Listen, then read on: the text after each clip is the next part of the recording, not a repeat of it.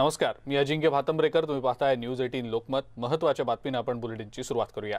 पर्यटन मंत्री आदित्य ठाकरे यांच्या वाढदिवसानिमित्त विलेपार्ले इथल्या रहिवाशांना मोफत लसीकरण करण्यात येत आहे. या उपक्रमाचा शुभारंभ पर्यटन मंत्री आदित्य ठाकरे आणि परिवहन मंत्री अनिल परब यांच्या उपस्थितीत होतोय.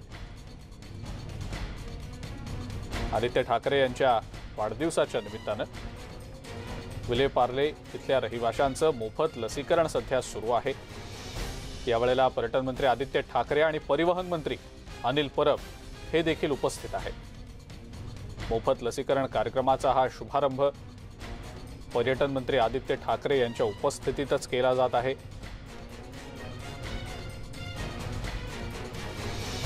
विलेपार्लेमधल्या रहिवाशांचं मोफत लसीकरण करण्याच्या या कामाचा शुभारंभ पर्यटन मंत्री आदित्य ठाकरे आणि परिवहन मंत्री अनिल परब यांच्या उपस्थितीत सध्या केला जात आहे.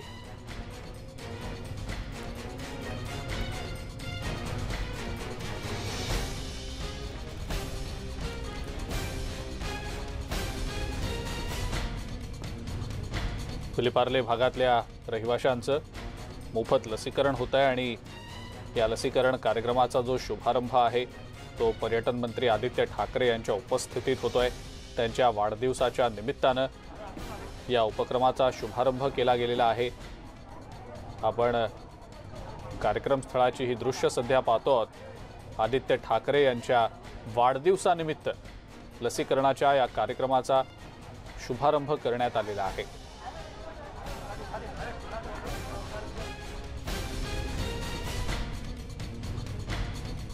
आणि या शुभारंभ प्रसंगी पर्यटन मंत्री आदित्य ठाकरे आणि परिवहन मंत्री अनिल परब देखील उपस्थित आहेत.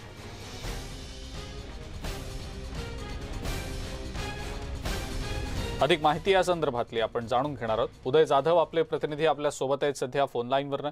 उदय, आदित्य ठाकरेंच्या हस्ते या कार्यक्रमाचा शुभारंभ सध्या होतोय, काय नेमकी याबद्दलची माहिती?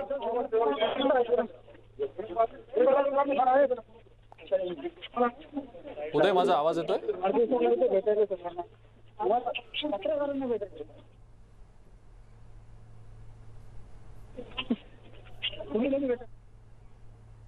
उदय, माझा आवाज येतोय आपल्यापर्यंत?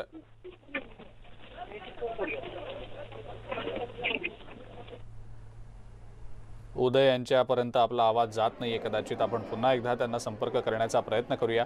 मात्र आपण ही दृश्य सध्या पाहतो आहोत ती विलेपार्ले इथली आहेत. विलेपार्लेमधल्या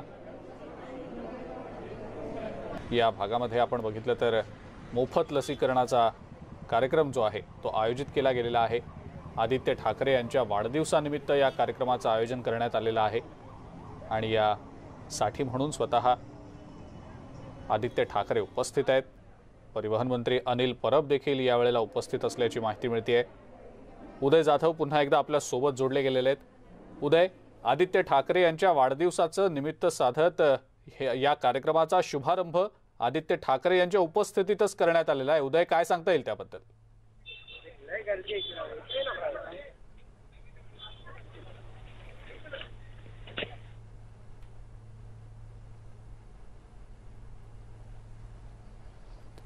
उदय यांच्याशी आपला संपर्क पुन्हा एकदा तुटलाय असं दिसतंय. मात्र आपण बघतो आहोत ही दृश्य आपल्या स्क्रीनवरची विलेपार्ले इथली दृश्य आहेत. नागरिकांच्या मोफत लसीकरणाच्या या कार्यक्रमाचा शुभारंभ आदित्य ठाकरे यांच्या उपस्थितीतच त्यांच्या हस्ते करण्यात आलेला आहे. पुन्हा एकदा आपण आपले प्रतिनिधी उदय जाधव यांच्याकडे जाऊया. उदय, मोफत लसीकरणाचा हा कार्यक्रम आदित्य ठाकरे यांच्या वाढदिवसाच्या निमित्तानं त्यांच्या उपस्थितीत त्याचा शुभारंभ झालेला आहे. उदय, काय सांगता येईल त्याबद्दल? विलेपार्ले मुंबईच्या उपनगरामध्ये हे मोफत लसीकरण कार्यक्रम जो आहे तो सुरू झालेला आहे. आज दिवसभरामध्ये विलेपार्लेच्या सर्वच वयोगटातल्या नागरिकांना लस जी आहे ती दिली जाणार आहे. आपण या लसीकरण केंद्रामध्ये आहे. आपण जर पुढे जाऊन बघितलं तर लसीकरण कशा प्रकारे होतं आहे ते इथे पाहू शकतो की सर्व वयोगटातले नागरिक जे आहेत ते इथे आलेले आहेत. आतमध्ये जिथे लसीकरण ॲक्च्युली मुख्य चालू आहे, आपण इथे पाहिलं तर एक सुनियोजित पद्धतीने लसीकरण जे आहे ते सुरू झालेलं आहे. सर्वांचं नाव नोंदणी जी आहे ती इथे सुरू आहे. नाव नोंदणी करून घेतल्यानंतर कोविड ॲपमध्ये रजिस्ट्रेशन झाल्यानंतर सर्वांना लसीकरण जे आहे ते केलं जात आहे. कोविशिल्ड लसीचा डोस जो आहे तो विलेपार्ल्याच्या नागरिकांना दिला जात आहे. सध्या विलेपार्ल्यामध्ये या लसीकरण कार्यक्रमावर देखील काहीसं राजकारण जे आहे ते आपल्याला पाहायला मिळतं. समोर आपण इथे गर्दी पाहू शकतो, त्या ठिकाणी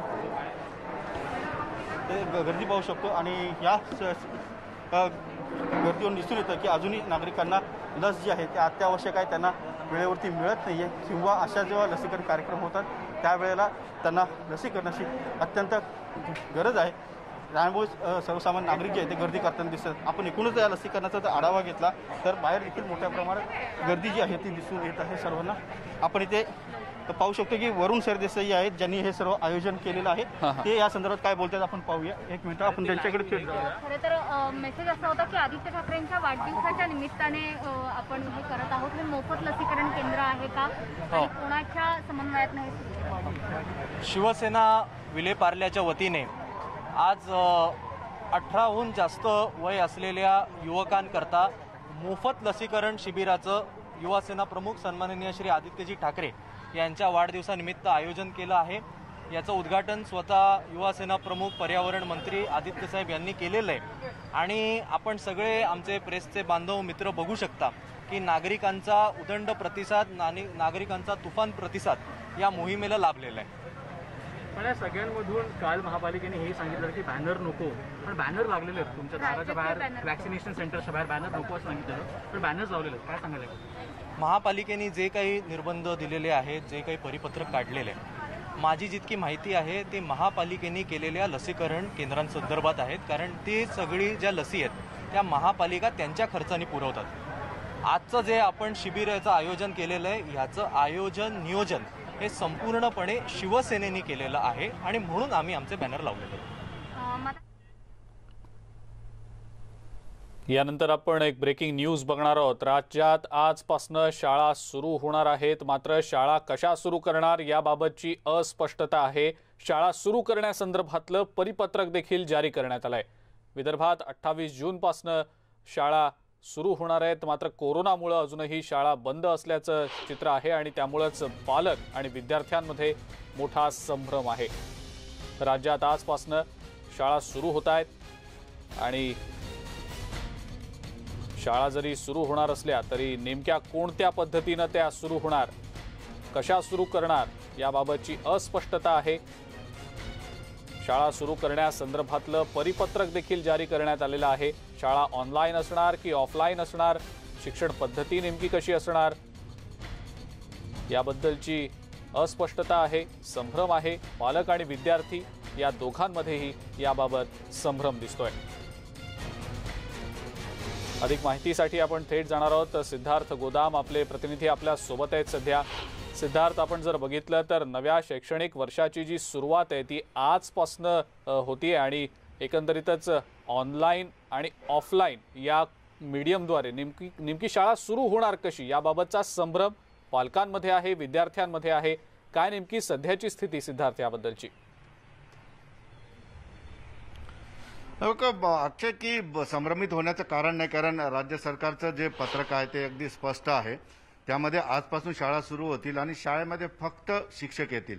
पालक किंवा विद्यार्थी आजपासून शाळेत येणार नाही आणि शिक्षकही या ठिकाणी येऊन शाळेचे कार्यालयीन कामकाज असतील किंवा प्रवेशाच्या काही प्रक्रिया आहेत ते करतील. एवढं स्पष्टपणे आदेश त्या ठिकाणी आहे. त्यामुळं फक्त शिक्षक आजच्या सगळ्या शाळांमध्ये दिसतं. मी औरंगाबादेतील महानगरपालिकेच्या एका शाळेमध्ये आहे.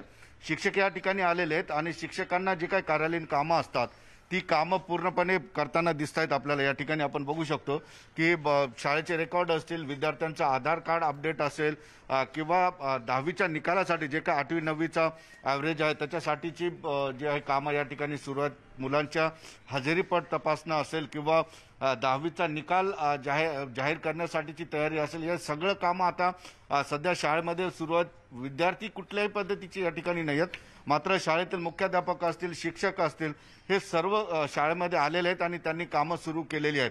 माझ्यासोबत आता आपण बघतोय की मुख्याध्यापक आहेत सोनार सर. सर, काय नेमके आज शाळा सुरू आहे आणि काय गाईडलाईन्स आहेत? सर, आजपासून सर्व शिक्षक शाळेमध्ये येऊ लागलेले आहेत.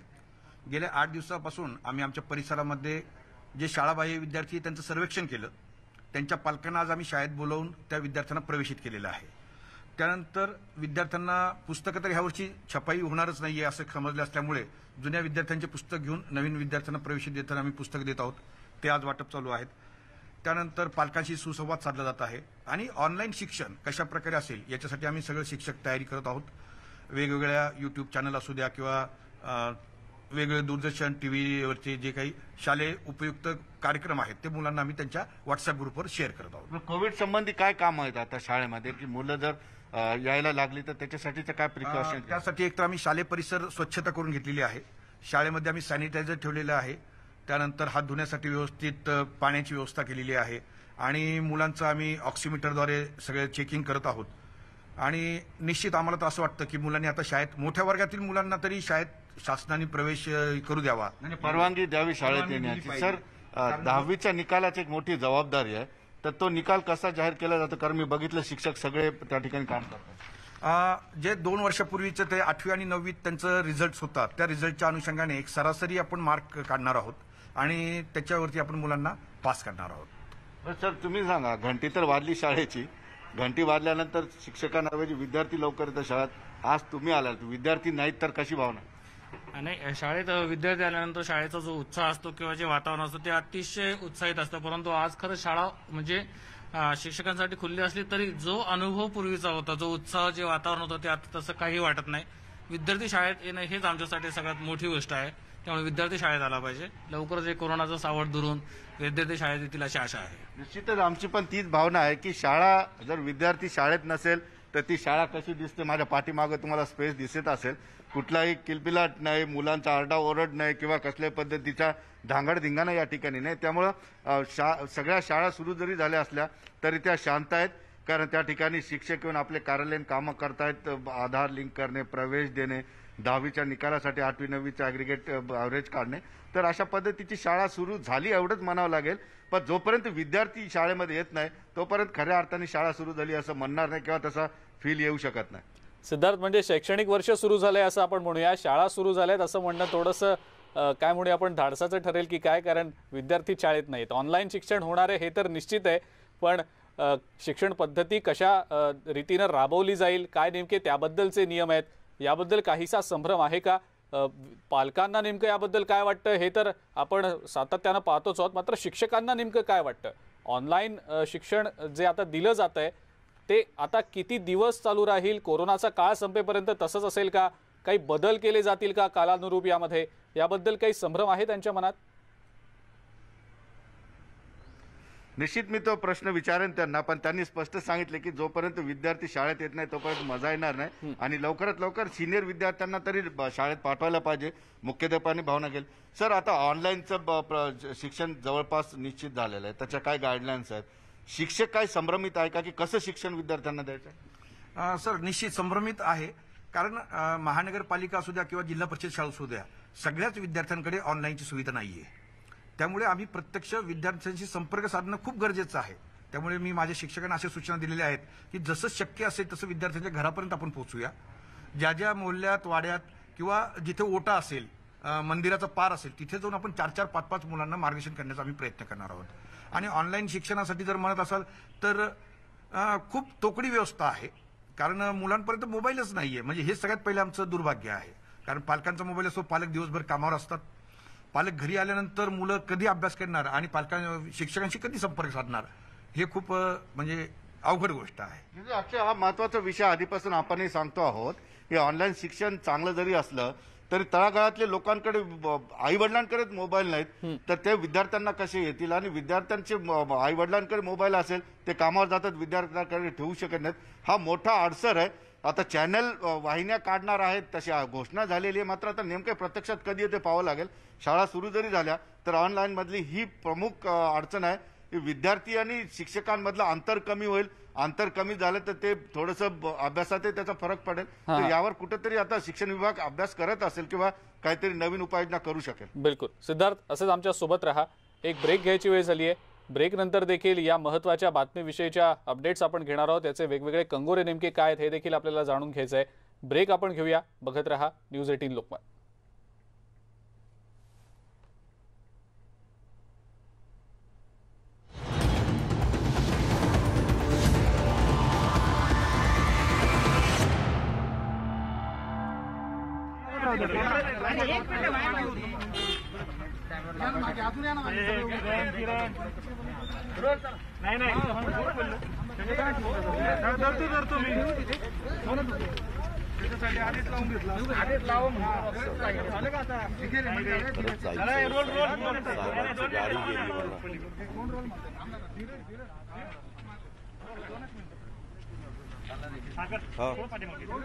बोला.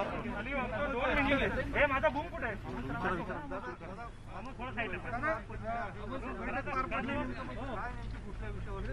वसंतदादा शुगर इन्स्टिट्यूट ह्याच्या नेहमीच 2 महिन्यांनी 3 महिन्यांनी बैठका असतात. त्या नेहमीच्या प्रथेप्रमाणे ती बैठक होती.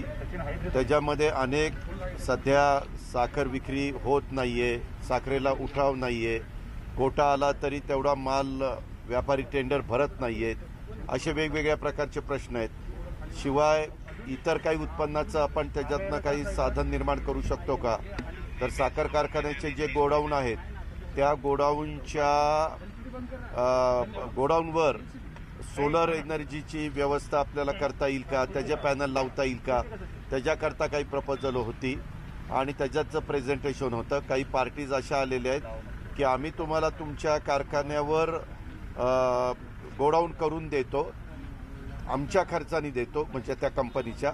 फक्त त्यांनी वर मात्र 25 वर्षाच्या करता त्यांना सोलरचे पॅनल बसवण्याच्या करता परवानगी दिली पाहिजे, अशा प्रकारची त्यांची अट आहे.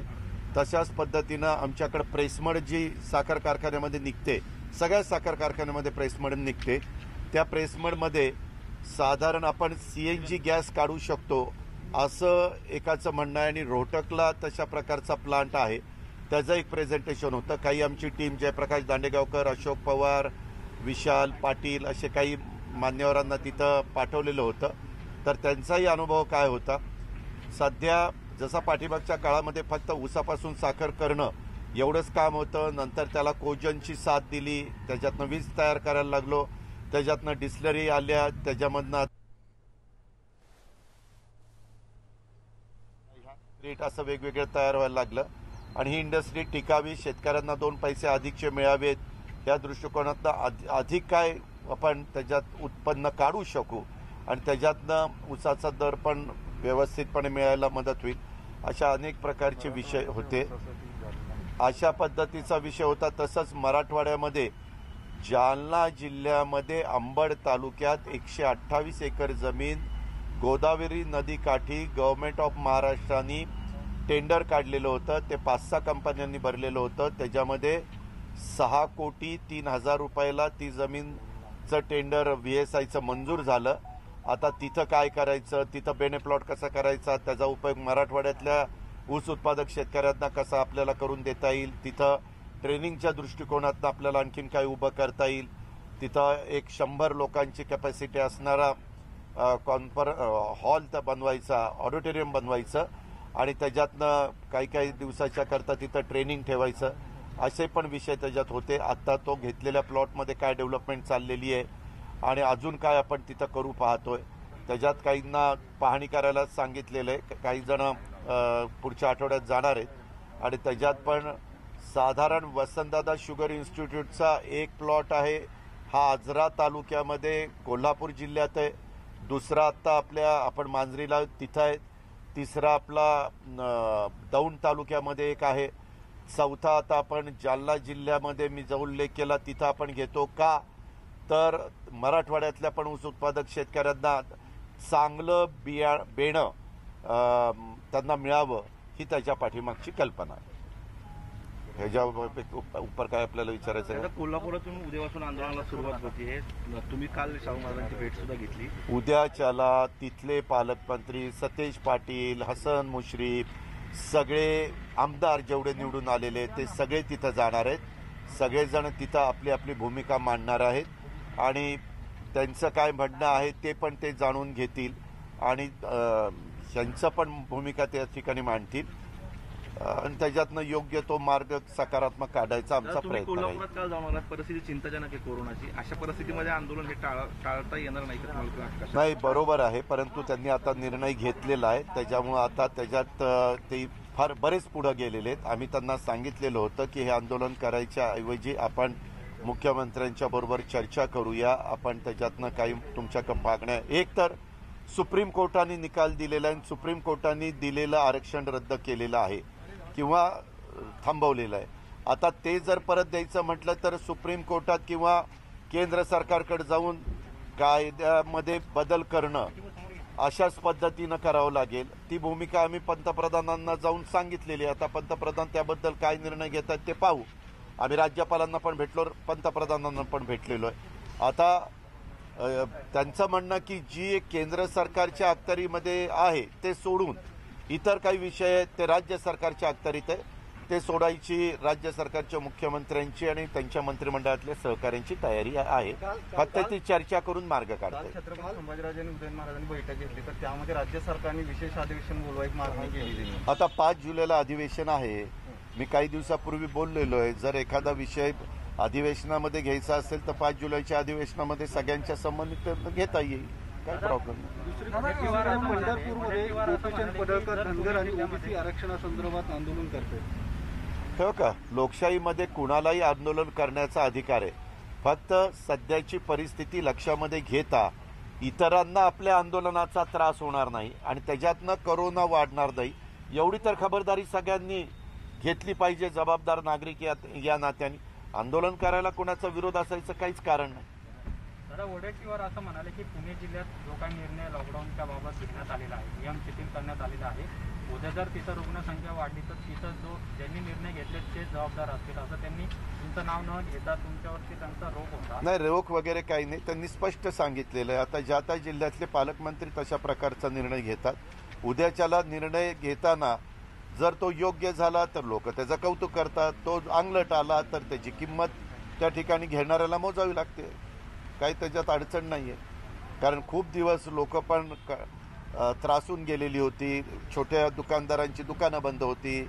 आपण ज्याला दिवसभर काम केल्यानंतर संध्याकाळी ज्यांची चूल पेटते अशा लोकांना उपजीविकेचं कोणतं साधन नव्हतं. जरी मोफत धान्य वगैरे दिलेलं असलं तरी बरेच दिवस लॉकडाऊन होता. पुन्हा 5% आत आलं म्हणून आपण तो निर्णय घेतला. उद्या 5% पुढे गेल्यानंतर पुन्हा कठोर भूमिका घेण्याची वेळ आली तर ती घेण्याची तयारी आम्ही पण केलेली आहे आणि त्यावेळेस पुणेकरांना पण आव्हान केलेलं आहे की आपण पण नियमाचं तंतोतंत पालन करून सगळ्यांनी ह्या गोष्टीमध्ये काम केलं पाहिजे. सरकार दुही निर्माण करते मराठा आणि ओबीसीमध्ये. ठीक आहे, ते त्यांचं मत असू शकतं. कुणीही राज्यकर्ते असले तर कधी कुठल्याही राज्यकर्त्यांना किंवा सरकारमधल्या व्यक्तींना सगळ्यांना बरोबर घेऊनच जायचं काम करावं लागतं. आजपर्यंत जी राज्य सरकार आली त्यांनी हीच भूमिका घेतली. कुठल्याही राज्य सरकारला किंवा केंद्र सरकारला कुणाच्यामध्ये दुही निर्माण व्हावी असं कदापि वाटत नाही. तो त्यांचं वैयक्तिक मत असू शकतं. दादा, राष्ट्रवादी सातत्यानं भूमिका मांडते की एकत्रित निवडणूक लढायच्या आगामी, मात्र नाना पटोले वेगळी चूल मांडण्याच्या तयारीत आहेत आणि स्वतः मुख्यमंत्री पदाचा चेहरा अगदी त्या संदर्भामध्ये प्रत्येकाला आपापला स्वतःचा अधिकार असतो. आमचे सगळे पक्ष, तिन्ही पक्ष आपल्या आपल्या परीनं जरी आम्ही एकत्र असलो तरी शिवसेनेला शिवसेना वाढवण्याचा अधिकार आहे, राष्ट्रवादीला राष्ट्रवादी वाढवण्याचा अधिकार आहे, काँग्रेसला काँग्रेस वाढवण्याचा अधिकार आहे. त्याच्यामुळे ते प्रांताध्यक्ष या नात्याने ते त्यांच्या पक्षाची भूमिका सांगू शकतात. आम्हाला एवढंच माहिती की 3 नेते सोनियाजी, पवारसाहेब आणि उद्धवजी हे तिघांनी येऊन ही आघाडी केलेली आहे. त्याच्यावर ह्या तिघांचा जोपर्यंत त्या आघाडीला पाठिंबा आहे तोपर्यंत ही आघाडी भरभक्कम काम करत राहणार आहे. हे त्रिवार सत्य. बाकीचेच लोक खूप बोलत आहेत सगळं नाही, त्याच्या संदर्भामध्ये पक्षीय काही जण जे आता विरोधी पक्षात आहेत त्यांना ह्या 3 पक्षांचं सरकार आलेलं ते काही पोट दुखायचं बंद झालेलं नाहीये. त्यांना इतके दिवस वाटत होतं आत्ता पडेल उद्या पडेल, आत्ता पडेल उद्या पडेल, असं करून जवळपास आता 1.5 वर्ष होत आलेलं आहे. ह्या 1.5 वर्षात काहीच होईना म्हणून त्यांना असं वाटतं की कुठंतरी हे आरक्षण रद्द झालेलं आहे, त्याच्यात मराठा समाजाच्या लोकांनी मोठे मोर्चे काढावेत, वातावरण एक वेगळ्या पद्धतीनं करावं. पुन्हा ओबीसींचं राजकीय आरक्षण रद्द झालं, त्यांनी मोर्चे काढावेत, असं ह्यांची म्हणजे एकीकडे ते पदोन्नतीच्या बद्दल पण बोलतात, एकीकडे मराठा समाजाला आरक्षण मिळालं पाहिजे म्हणून पण बोलतात, एकीकडे ओबीसीला पण आरक्षण मिळालं पाहिजे म्हणून पण बोलतात. ही त्यांची दुटप्पी भूमिका आहे. अर्थात त्या विरोधकाचं कामच तसं असतं आणि त्या प्रकारे ह्यांच्या सातत्याने वक्तव्य येत आहेत. तसंच वारकरी संप्रदायाच्या बद्दल अधिकाऱ्यांची एक कमिटी नेमलेली होती. त्यांनी सगळ्यांनी चर्चा केली आणि त्याच्यातनं जे काही सरकारला योग्य वाटतं हा निर्णय त्याच्यामध्ये घेण्यात आलेला आहे. आता हा निर्णय घेत असताना अनेक महत्त्वाच्या मानाच्या ज्या दिंड्या आहेत त्यांना सगळ्यांना विश्वासामध्ये घेऊन त्यांचं मत वेगळं असू शकतं, परंतु ऐकून घेऊन त्याच्यातनं मार्ग काढण्याचा प्रयत्न सरकारने केलेला आहे. माझी विनंती वारकरी संप्रदायाला, तमाम जनतेला की जो निर्णय घेतलाय ते कोरोनाचं संकट लक्षामध्ये घेऊन घेतलेला आहे. आज तुम्ही काल वाचलं असेल पंढरपूरच्या नगराध्यक्षांनी पण इथं त्यांची पण काही भूमिका व्यक्त केलेली. असं सगळ्यांचंच जिथनं ज्या गावातनं पालखी जाते त्याही गावांचं ऐकावं लागतं. नागरिकांच्या मध्ये पण कुठल्याही परिस्थितीमध्ये तिसरी लाट येता कामा नये, कोरोनानं इतरांना बाधित करता कामा नये, ही सगळी खबरदारी घेऊन आम्ही तो निर्णय घेतलेला आहे. परंतु काही पक्षीय लोक त्याला वेगळ्या पद्धतीचं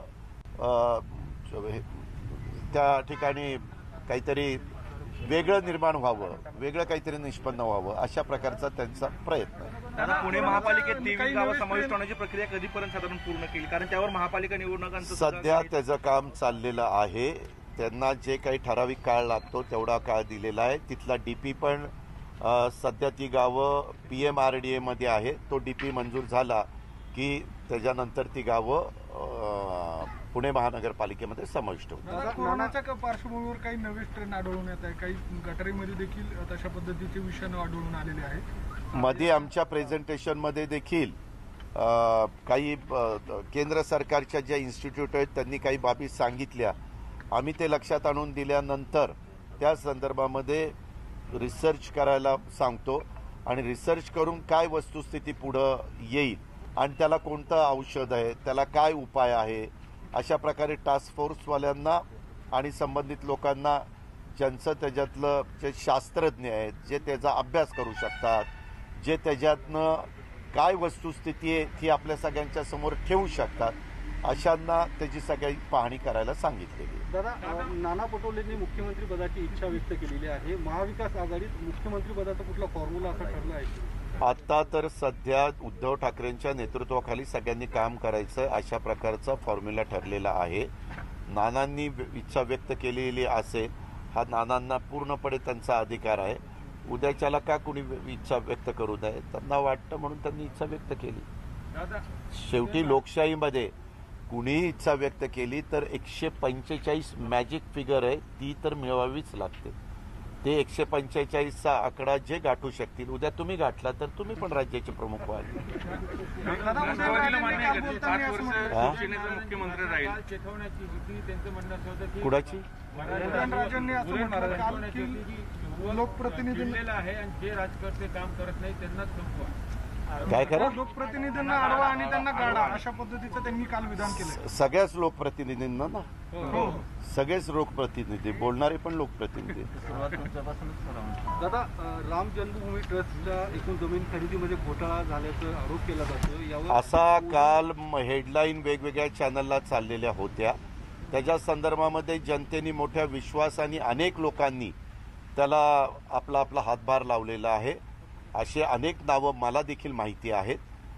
आमच्याकडं पण त्याच्यातले काही सहकारी आलेले होते की बाबा अशा प्रकारचं आम्ही राम मंदिर बांधण्याच्या करता निधी गोळा करतोय आणि त्याचं पॅम्पलेट वगैरे दिलेलं होतं. मंत्रालयात पण अनेक मंत्र्यांना भेटून त्यांनी त्या ठिकाणी दिलं. अनेक आमदारांनी त्याला सढळ हाताने मदत केलेली आहे. अशा वेळेस एवढा मोठा गंभीर आरोप जर होत असेल तर त्याची वस्तुस्थिती, त्या आरोपामध्ये तथ्य आहे का नाही हे समाजाला कळलं पाहिजे. कारण शेवटी हा जनतेचा पैसा आहे आणि राम मंदिराच्या बद्दल सगळ्यांच्या भावना, विशेषतः हिंदू समाजाच्या भावना ह्या फार त्याच्यामध्ये तीव्र आहेत. ठीक आहे, थँक्यू.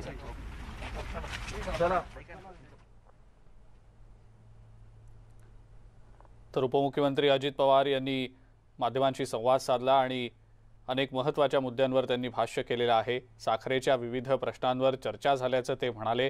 VSI काउन्सिलची जी बैठक आहे ती पार पडली. साखरेला सध्या म्हणावा तसा दर नाही आणि साखरेला बाजारात उठावही नाही, त्यामुळे त्या दृष्टीनं नेमक्या काय काय उपाययोजना कराव्या लागतील याबद्दल चर्चा झाल्याचंही अजित पवार म्हणाले.